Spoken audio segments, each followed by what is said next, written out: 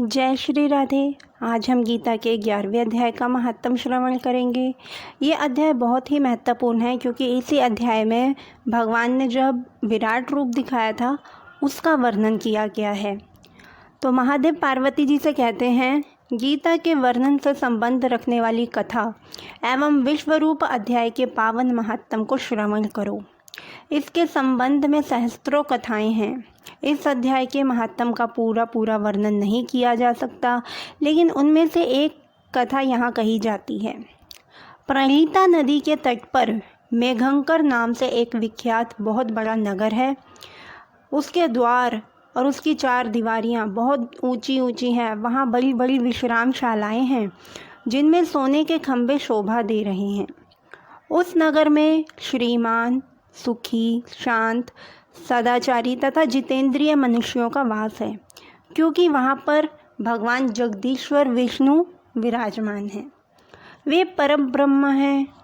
उस नगर में एक मेखला नामक तीर्थ है जिसमें स्नान करके मनुष्य शाश्वत वैकुंठ धाम को प्राप्त होता है।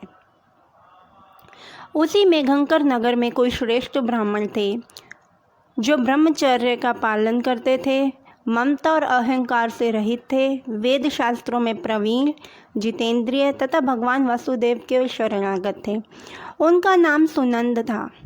प्रिय, वे भगवान विष्णु के पास गीता के 11वें अध्याय का विश्व रूप दर्शन योग का पाठ किया करते थे।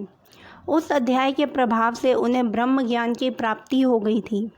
परमानंद संदेह से पूर्ण उत्तम ज्ञानमयी समाधि के द्वारा इंद्रियों के अंतर्मुख हो जाने के कारण वे निश्चल स्थिति को प्राप्त हो गए थे और सदा जीवन मुक्त योगी की स्थिति में ही रहते थे।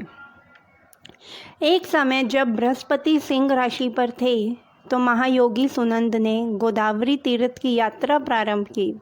वे क्रमशः विरज तीर्थ, तारा तीर्थ, कपिला संगम, अष्ट तीर्थ, कपिला द्वार, नरसिंह वन, अंबिकापुरी आदि क्षेत्रों में स्नान और दर्शन करते हुए विवाह मंडप नामक एक नगर में आए।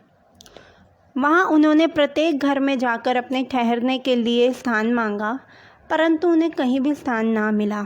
अंत में गांव के मुखिया ने उन्हें एक बहुत बड़ी धर्मशाला दिखा दी। ब्राह्मण ने साथियों सहित उसके भीतर जाकर रात में निवास किया। सवेरा होने पर उन्होंने अपने आप को धर्मशाला के बाहर पाया। वे मिट्टी से लथपथ थे, किंतु उनके और साथी दिखाई नहीं दे रहे थे। उन्होंने गांव के मुखिया को ढूंढने की कोशिश की। उन्होंने बहुत ढूंढा, कहीं भी वो नज़र नहीं आ रहा था। जैसे ही वो एक नदी के तट पर बैठे, तभी वहाँ से मुखिया रोता विलाप करता हुआ आया और उन ब्राह्मण के चरणों में गिर पड़ा और बोला कि हे विप्र, मेरे पुत्र की रक्षा कीजिए, मेरे पुत्र की रक्षा कीजिए। अब ब्राह्मण देव कुछ पूछते ही कि उन्होंने मुखिया को विलाप करते देखा और उनसे पूरा वृतांत जानने की चेष्टा की। तब ग्रामपाल बोला, ब्राह्मण, इस नगर में एक बड़ा भयंकर नरभक्षी राक्षस रहता है। वह प्रतिदिन आकर इस नगर के मनुष्यों को खा लिया करता था। तब एक दिन समस्त नगरवासियों ने मिलकर उससे प्रार्थना की कि राक्षस, तुम हम सब लोगों की रक्षा करो, हम तुम्हारे लिए भोजन की व्यवस्था कर देंगे। यहाँ बाहर से जो भी यात्री आते हैं हम उनको उसके पास भेज देते हैं और वो उनको खा जाता है। इस प्रकार नागरिक मनुष्यों ने गांव के मुखिया द्वारा इस धर्मशाला में भेजे हुए पथिकों को ही राक्षस का आहार निश्चित किया। तो हम लोग जो गांव वाले हैं, हम लोग अपनी रक्षा करने के लिए सभी यात्रियों को उस धर्मशाला में भेज देते हैं। इसलिए यहाँ पर कोई भी यात्रियों को स्थान नहीं देता है। अपने प्राणों की रक्षा के लिए उन्हें ऐसा करना पड़ता है। तुम भी अन्य राहगीरों के साथ इस घर में आकर सोए थे, किंतु राक्षस ने सबको खा लिया, परंतु तुम्हें छोड़ दिया।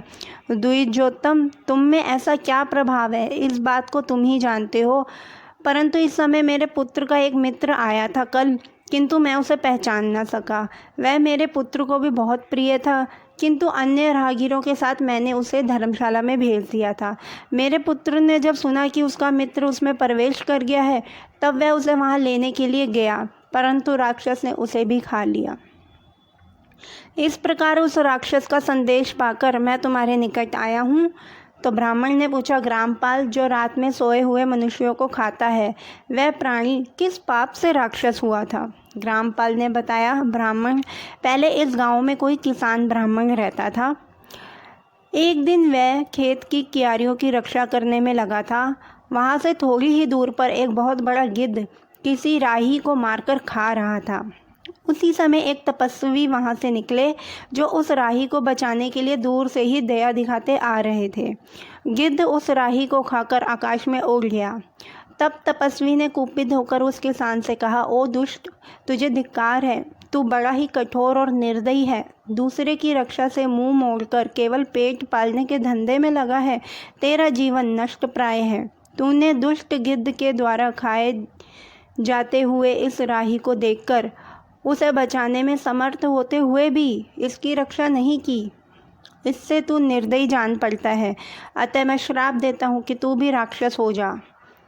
तब हलवाहा बोला, महात्मन, मैं यहाँ उपस्थित अवश्य था, किंतु मेरे नेत्र बहुत देर से खेत की रक्षा में लगे हुए थे।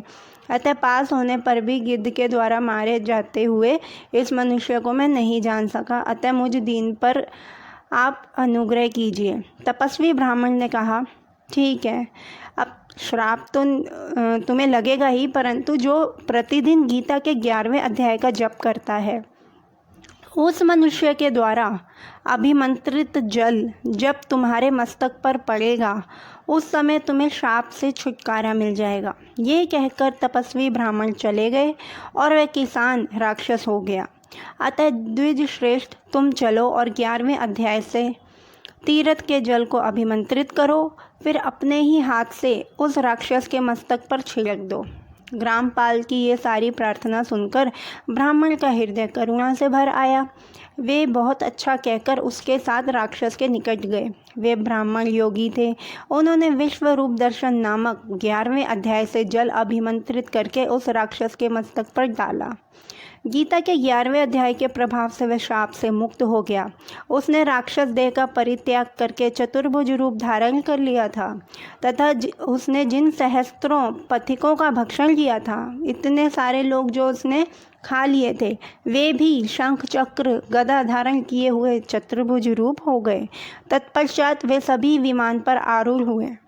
इतने में ही ग्रामपाल ने राक्षस से कहा, निशाचर, मेरा पुत्र कौन है, उसे दिखाओ। उसके योग कहने पर दिव्य बुद्धि वाले राक्षस ने कहा, ये जो तमाल के समान श्याम 4 भुजाधारी माणिक्यमय मुकुट से सुशोभित तथा दिव्य मणियों के बने हुए कुंडलों से अलंकृत है, हार पहनने के कारण जिसके कंधे मनोहर प्रतीत होते हैं, जो सोने के भुज बंदों से विभूषित कमल के समान नेत्र वाले तथा हाथ में कमल लिए हुए है और दिव्य विमान पर बैठकर देवत्व को प्राप्त हो चुका है, यही तुम्हारा पुत्र है। यह सुनकर ग्रामपाल ने उसी रूप में अपने पुत्र को देखा और कहा कि पुत्र, घर चलो। यह देखकर दो पुत्र हंस पड़ा और कहने लगा, पुत्र, घर, पिता, ये क्या है? ना मैं किसी का पुत्र हूँ, ना तुम मेरे पिता हो। पुत्र बोला, ग्रामपाल, कई बार तुम मेरे पुत्र बन चुके हो और इस जन्म में मैं तुम्हारा पुत्र बना था। ये सब रिश्ते नाते, ये सब कर्ज ही तो है, लेकिन अब मैं ब्रह्म ज्ञान को जान चुका हूँ। अब मैं तुम्हारा पुत्र नहीं रहा, अब मैं देवता हो गया हूँ। इस ब्राह्मण देवता के प्रसाद से मैं वैकुंठ धाम को जाऊँगा। ये सब तो मोह माया निष्फल है। देखो, ये निशाचर तक भी चतुर्भुज रूप को प्राप्त हो गया है। अतः आप भी अपना मोह छोड़ो। और आपने भी इतने सारे यात्रियों को इस राक्षस की भेंट चढ़ाया है, आपने भी काफ़ी पाप किए हैं। 11वें अध्याय के महात्म से ये सब लोगों के साथ श्री विष्णु धाम को जा रहा है। अतः तुम भी इन ब्राह्मण देव से गीता के 11वें अध्याय का अध्ययन करो, निरंतर जप करते रहो। इसमें संदेह नहीं कि तुम्हारी भी ऐसी उत्तम गति होगी।